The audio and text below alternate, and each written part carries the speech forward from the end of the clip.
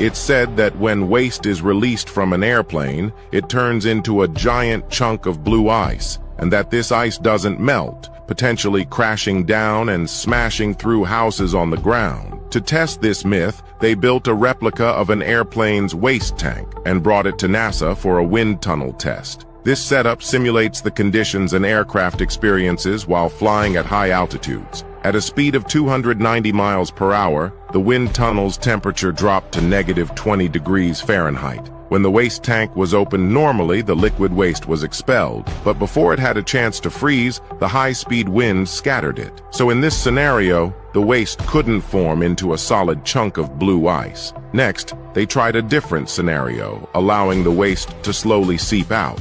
This time, the liquid began freezing into blue ice right before their eyes. The longer it seeped, the larger the ice formation grew, but it stayed attached to the tank and didn't fall off. To continue the experiment, the wind tunnel simulated the aircraft's descent. As the altitude decreased, the temperature inside the wind tunnel gradually rose. When the simulated altitude reached 12,000 feet, the massive chunk of blue ice finally detached from the aircraft. But would it melt as it fell? To find out, they created an ice block and dropped it from 12,000 feet. When it hit the ground, it was still completely frozen. However, upon further investigation, they discovered that commercial planes aren't designed to release waste mid-flight, unless the waste tank's valve malfunctions, which is extremely rare.